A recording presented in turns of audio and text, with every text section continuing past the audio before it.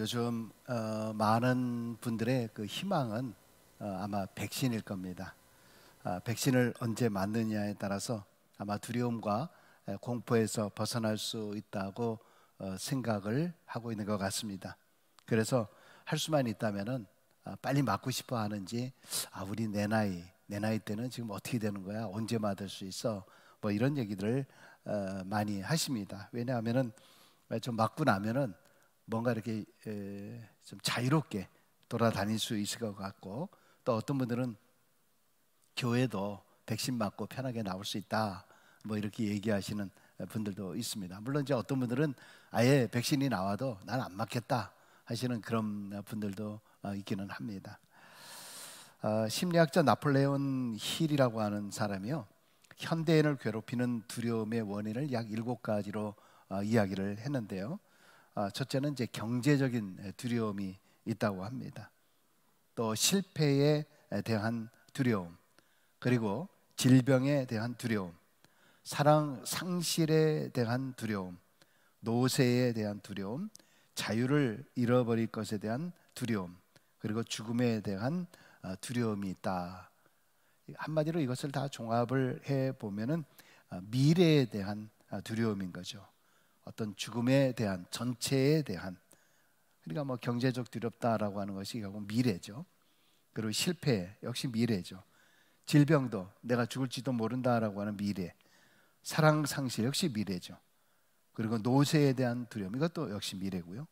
자유를 잃어버릴 것에 대한 두려움. 참 두려움이라고 하는 것이 때로 우리 생에 대한 그런 그 활기, 열정, 이런 것을 다 망각하게 만듭니다. 우리를 불행과 무력으로 몰아넣고요. 두려움은 우리 인간의 삶에 치명적인 그러한 영향력을 이렇게 끼치기 때문에 이 두려움 때문에 이 신체에 미치는 영향들도 있다 그럽니다. 혈액 순환이 좀 안 된다 그럽니다. 그리고 어떤 경우는 막 두려우면 호흡곤란이 있고요. 또 두통까지 동반이 된다 그럽니다. 이 두려움이 그렇게 엄습해 오게 되면은요. 그리고 또 그것뿐만 아니라 근육통도 있고요. 몸에 각종 통증까지도 유발된다 그래요. 참 이 두려움, 생각이라고 하는 것이 이렇게 몸에까지 큰 영향을 끼치게 되는 거죠. 그것뿐만 아니라 심리적으로도 판단 착오가 있게 되고요. 그 다음에 건망증을 야기시키면서 자기의 능력 개발을 움츠려 들이도록 그렇게 만든다는 겁니다. 여러분, 뭐 실제 우리가 살면서 늘 이런 그 두려움과 그리고 걱정이 많은데 결국 이 이야기가 우리 인간이 얼마나 나약한가 하는 것을 또 보여주고 있는 그런 말이죠. 여러분, 두려움의 반대말이 뭐겠습니까? 두려움의 반대말이 뭐라고 생각하세요? 안 두려움? 글쎄요, 두렵지 않은 것. 두려움의 반대말은요, 믿음입니다. 믿음. 결국 믿음이라고 하는 것이 두려움을 물리칠 수 있다라고 하는 그런 말입니다.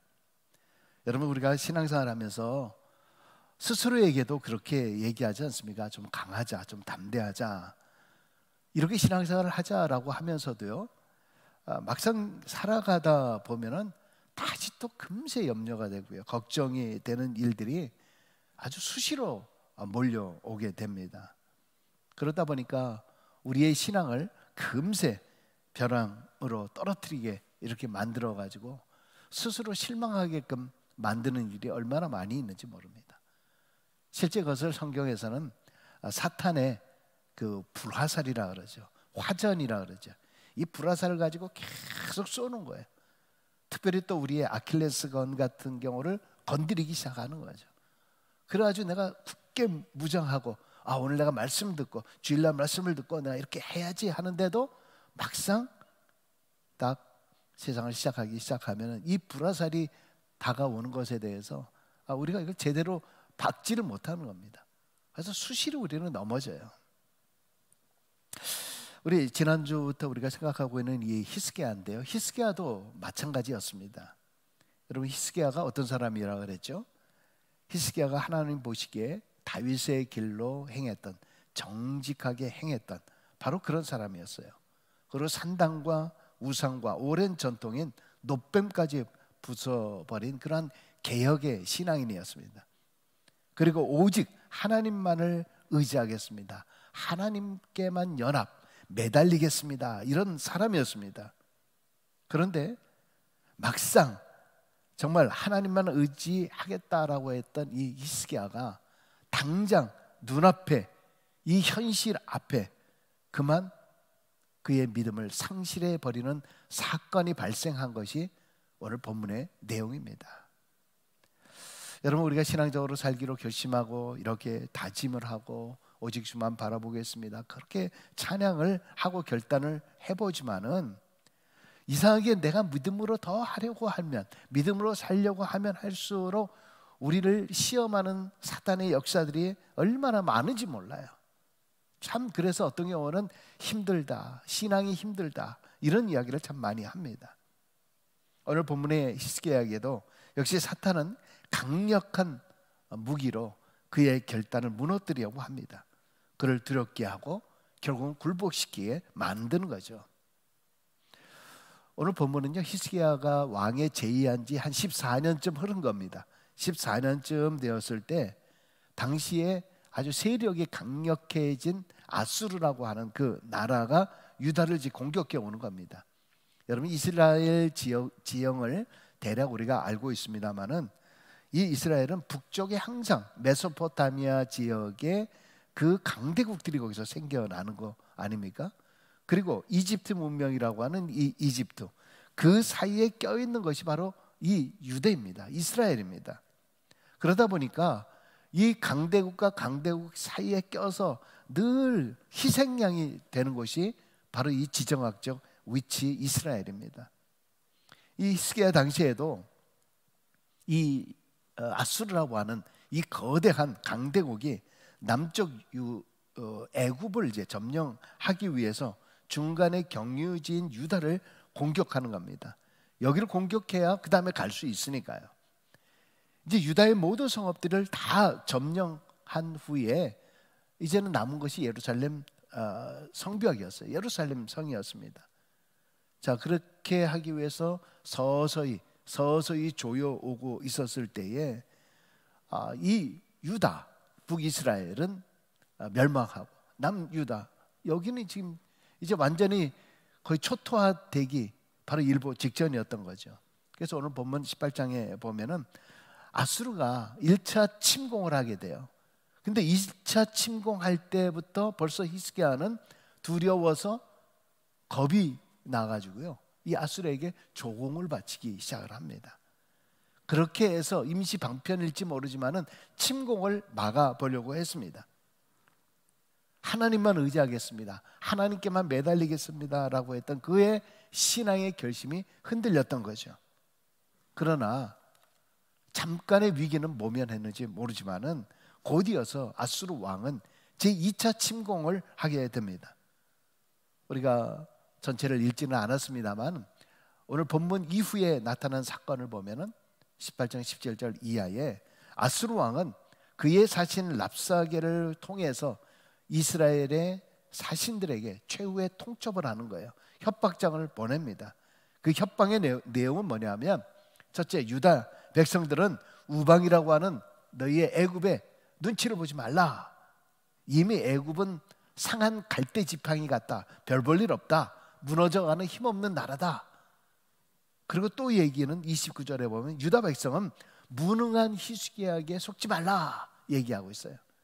그리고 또 세 번째는 하나님이 유다 백성을 건질 것이라고 하지만 하나님이 어디 있느냐? 그러면서 하는 말이, 주변의 여러 국가들도 자기들이 섬기는 신들이 있었지만은 우리에게 다 무릎을 꿇었다는 거예요. 아수르의 신이 가장 강한 신이다, 여호와의 신은 무능하고 힘이 없는 신이다. 히스기야 왕 멸시 모욕을 하고요, 또 동맹관계인 애국과 갈라지게 했을 뿐만이 아니라 하나님까지도 멸시하고 욕을 하고 불경한 그런 태도를 보인 것입니다.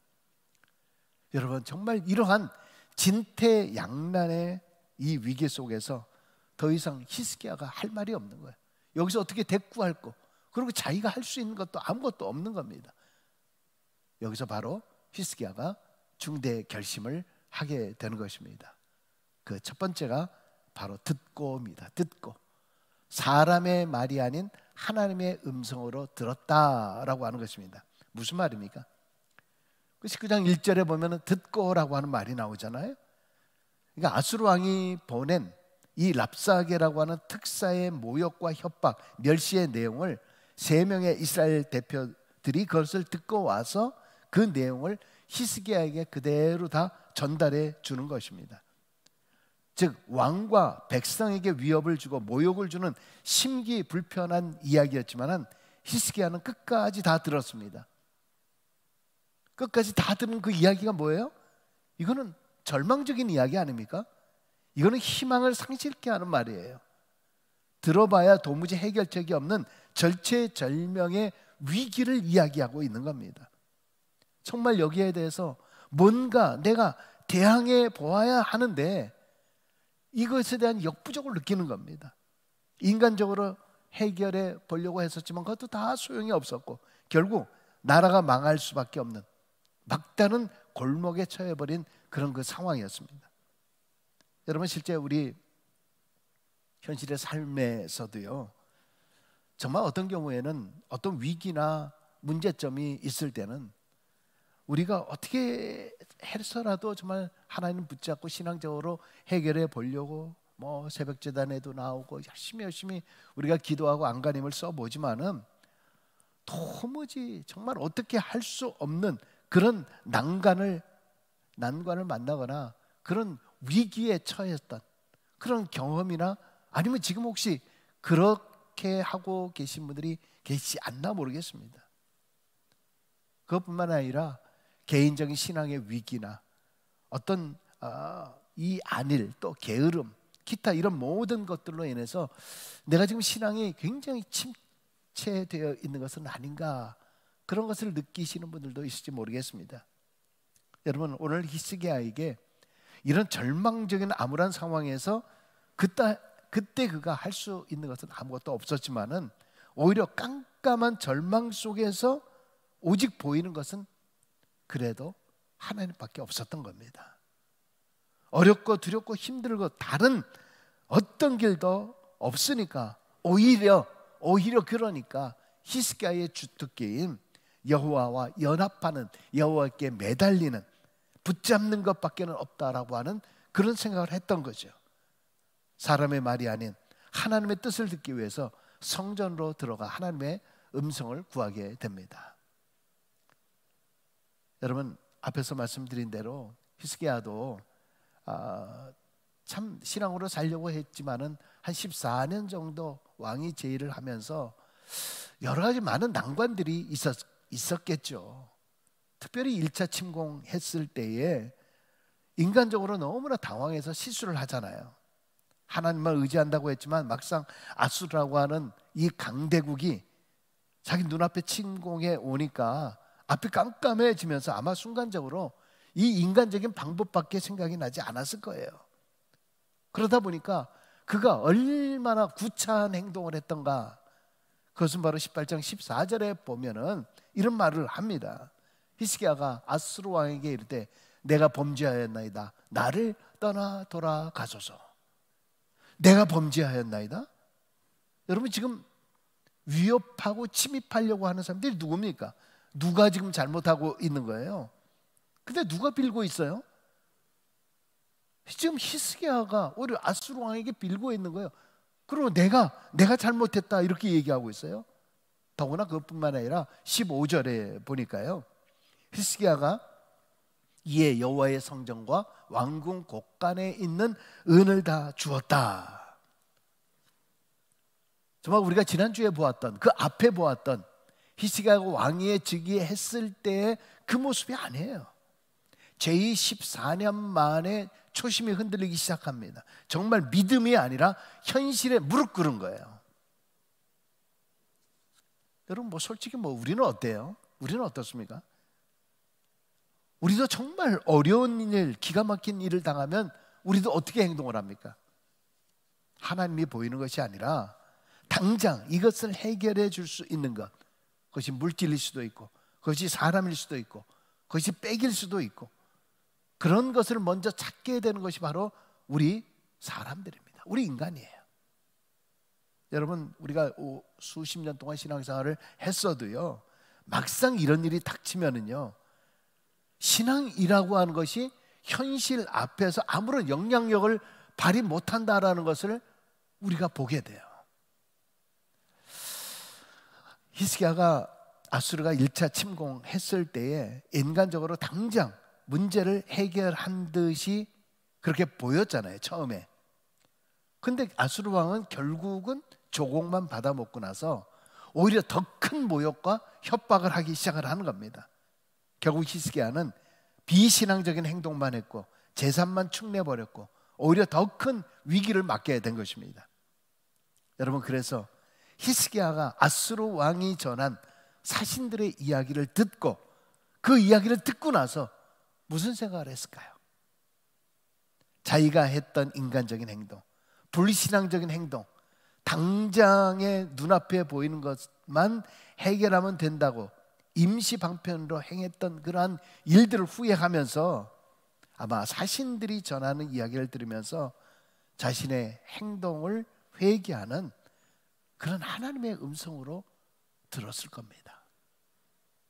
야, 히스기야야, 네가 하나님만 의지하겠다, 나만 의지하겠다, 하나님께만 내가 매달리겠다, 연합하겠다, 나는 내 아버지 아하스와는 달리 나는 오직 신앙으로만 무장하며 살겠다, 너 그렇게 말하더니 도대체 어떻게 된 거냐?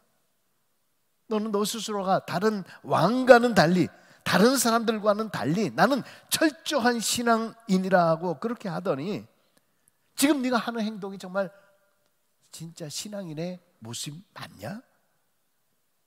네가 지금 하나님보다 더 앞세우고 있는 것이 뭐냐? 하나님보다 당장 눈앞에 아수르가 더 두려웠던 거 아니냐?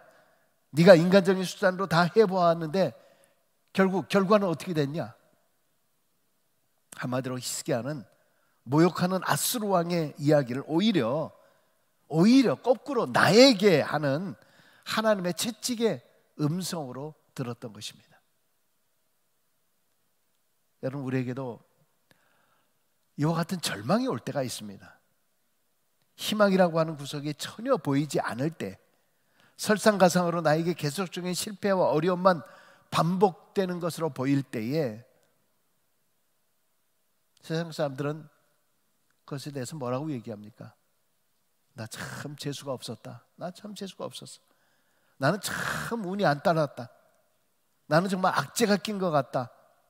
여러분, 그렇게 말을 합니다만 오히려 우리 신앙인들은 그러한 위기 앞에서 그 모든 상황을 하나님의 음성으로, 하나님의 뜻을 찾는 데 사용해야 한다는 것입니다. 하나님, 나의 이 위기, 나의 이 절망 가운데서 정말 하나님께서 나에게 말씀하시고자 하는 것이 무엇입니까? 하나님, 이 위기 속에서 하나님 나에게 어떤 깨달음을 주시겠습니까? 어떤 교훈을 주시는 것입니까? 내게 주시는 하나님의 음성으로 들을 때에 오히려 진정으로 하나님만 의지해 나갈 수 있는 정직한 신앙인이 될 것입니다. 두 번째는 찢고 그랬습니다. 찢고. 이것은 바로 철저한 회개의 길로 들어갔다라고 하는 말입니다. 히스기야는 아수르 왕의 모욕적인 말을 첫 번째 들었어요. 듣고 나서 그 다음에 둘째, 옷을 찢고 굵은 배를 둘렀다 그랬습니다. 옷을 찢고 배를 두르는 행위라고 하는 것은 유대인들에게 있어서 특별히 국가적인 어려움 앞에서 개인 자신이 회개하며 통해 자복할 때 자신의 가슴을 찢듯이 옷을 찢는 간절한 행위를 말합니다. 지금 히스기야는 근관과 이 화려한 옷과 보호자에서 내려와서 굵은 배옷과 재뿌린 땅바닥에 앉아서 자기를 부인하고 눈물로 간절히 하나님께 구합니다. 이것은 당장 눈에 보이는 아수르에게 굴복했던 자신의 죄를 회개하고 오직 하나님의 처분만을 바란다라고 하는 철저히 자기 자신을 낮추는 그러한 행위, 바로 교만의 옷, 불신앙의 옷, 불순종의 옷, 우상의 옷을 찢었다라고 하는 것입니다. 우리 한국에 있을 때는 어릴 적에 보면은 이게 종기들이 많이 났죠. 그래서 특효약이 바로 이명래 고약이었습니다. 이명래 고약. 이게 워낙 잘 났고 그러니까요. 제가 이제 캐나다 올 때도 이명래 고약 아직까지 있더라고요. 근데 그때 당시에도 그래서 이명래 고약을 사가지고 왔습니다. 근데 여기서 살다 보니까 그런 일들이 별로 없더라고요. 그래서 거의 사용할 일이 없었습니다. 이 고약이라고 하는 것이 뭡니까? 고약. 결국 종기난 거. 이 골문 데를 그걸 발라놓고 나면 거기서 그 종기 골문 것들이 빨려 나오는 거 아닙니까? 터트리는 거잖아. 그 터트려서 낫게 만드는 것입니다. 골문 것을 자꾸 싸매고 덮고 하면은 더 낫지 않습니다. 낫기 위해서는 아프지만 찢고 다 터트려야 됩니다. 그래야 나을 수가 있습니다. 요엘서 2장 13절에 보면 이런 말씀이 있습니다. 너희는 옷을 찢지 말고 마음을 찢고 너희 하나님 여호와께로 돌아올지어다. 여러분, 베옷을 찢는다라고 하는 것, 그것은 결국은 우리의 영혼, 우리의 마음을 찢는 것이에요. 그것은 하나님 앞에 우리의 마음을 찢고 전적으로 하나님 앞에 돌아오는 것, 통회, 자복, 회개하는 그런 의미를 이야기합니다. 여러분, 하나님이 우리에게 베풀어 주신 사랑은 한이 없고 큰데 언제나 우리는 수시로 하나님을 배반하고 그 사랑을 잃은 채 내 잘난 맛으로 살아갈 때가 얼마나 많이 있는지 모릅니다. 하나님의 나를 향한 그 큰 사랑을 기억하면서 내가 하나님 앞에 불충성했던 것, 늘 불신앙적인 그러한 행동을 했던 것을 가슴을 찢고 겉모양만 찢는 것이 아니라 내 마음을 온전히 찢어버리고 회개하고 돌아설 때에 비로소 하나님께서 나를 위해 직접 행동해 주시는 기적의 역사가 그때부터 일어나게 되는 줄로 믿습니다. 마지막 세 번째에 그래서 들어갑니다. 어디로? 하나님의 성전에 해결책이 있다는 거죠. 히스기야가 처음에 듣고 두 번째 찢고 그리고 하나님의 전에 들어갔다. 왜? 바로 문제 해결이 거기에 있기 때문이죠. 처음 아수르 1차 침공 시에 히스기야가 범한 죄가 무엇이었습니까? 무릎 꿇고 조공을 바친 것도 그렇지만은 그보다도 감히 성전을 훼손했다는 겁니다. 18장 16절을 한번 보세요. 유다 왕 히스기야가 여호와의 성전문의 금과 자기가 모든 기둥에 입힌 금을 벗겨서 모두 아수르 왕에게 주었더라. 성전에 있는 은뿐만이 아니라 성전문과 기둥에 입힌 그런 금까지 벗겨서 그거를 조공으로 바쳤다는 거예요. 성전에 있는 것을 가지고 그와 타협을 하고 비유를 맞추고 그에게 절하면, 그렇게 하면은 모든 것이 해결될 줄 알았다라고 하는 것입니다. 그러나 결국 어떻게 됐어요? 모든 것을 다 주고, 줄 것 다 주고, 속을 대로 다 속고, 빼앗길 거 다 빼앗기고, 결국은 성전에 들어가면서 무슨 생각을 했을까요? 결국 인간은 믿을 존재가 아니구나. 인간은 믿을 존재가 아니구나. 오직 믿을 대상은 하나님밖에 없다라는 것을 깨닫게 된 거죠. 여러분, 때로 우리도 하나님의 방법이 아니라 당장 눈앞에 현실의 방법, 인간적인 수단과 방법을 하려다가 낭패와 실망을 당하는 경우들이 많이 있습니다. 그리고 나서 주님 앞에 다시 손들고 나아가는 경우들이 있습니다. 물론 그래도 돌아서지 않는 사람보다는 훨씬 낫죠. 결국 히스기야는 자신이 죄악을 저질렀을 때, 자기가 죄악을 저질렀던 바로 그 성전으로 들어가서 그 성전문에, 그 기둥에 훼손된 그 성전의 모습을 바라보면서 어떤 마음을 가졌을까요? 어떤 마음을 가졌을까요?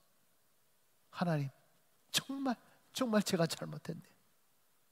하나님의 것을 내가 함부로 이렇게 사용하고 말았군요. 하나님의 것을 내 마음대로 해버리고 말았군요. 하나님의 것을 구분하지 못했군요. 철저하게 성전에 들어가 하나님 앞에 회개하며 눈물 지었던 모습입니다. 성전에서 기도하면서 히스기야는 당시 하나님의 종인 이사야에게 기도를 부탁을 하게 되었고, 19장 14절 이하를 보면은 자기 자신도 직접 하나님 앞에 편지를 써놓고 기도를 합니다. 이것은 기도 외에는 다른 아무런 방법이 없다라는 것을 깨닫게 된 것입니다. 그래서 그는 이런 고백을 합니다. 19장 19절에 보면은 우리 하나님 여호와여, 원하건대 이제 우리를 그의 손에서 구원하옵소서. 그리하시면 천하만국이 주 여호와가 홀로 하나님이신 줄 알리다 하니라. 아멘. 아멘.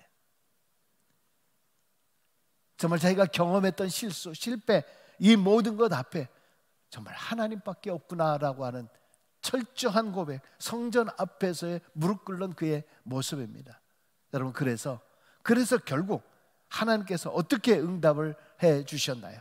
그것이 바로 19장 35절 이하에 쭉 나옵니다마는, 여호와의 사자가 그날 밤, 즉 성전에서 무릎 꿇고 기도하는 바로 그날 밤에 아수르의 군대를 다 쳐서 멸하고, 사네립 군대는 철수하고, 오만불선하고 하나님의 이름을 더럽혔던 사네립 왕은 그의 아들에 의해서 암살당하고 말았습니다. 히스기야가 자기가 한 거 아무것도 없어요. 자기가 어떤 인간적인 행동을 취한 것 아무것도 없었습니다.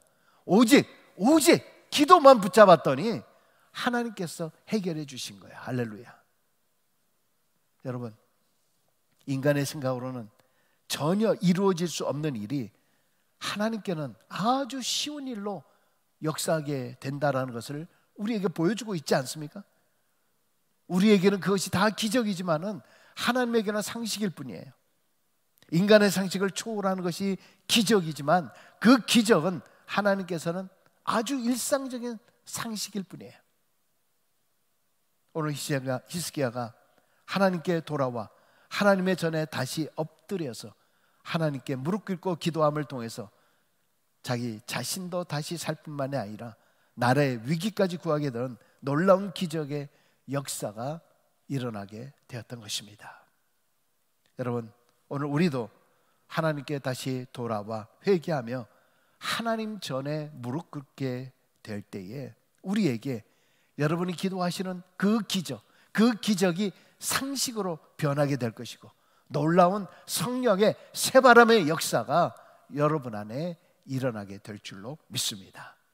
비록 실수하고 실패하고 잘못했다 할지라도 다시 돌아와 하나님 앞에 다시 무릎 꿇으십시오. 그러면 하나님께서 모든 것을 다시 회복시킬 것입니다. 내가 하는 것이 아니라 하나님께서 하십니다. 이것이 히스기야를 통해서 오늘 하나님께서 우리에게 주시는 영적인 명령과 권고의 말씀임을 여러분 기억하시면서 우리 모두도 다시 한번 온전히 하나님만 붙잡고 하나님과 연합하며 그렇게 살아나가는 우리 모두가 될 수 있기를 주의 이름으로 간절히 축원합니다.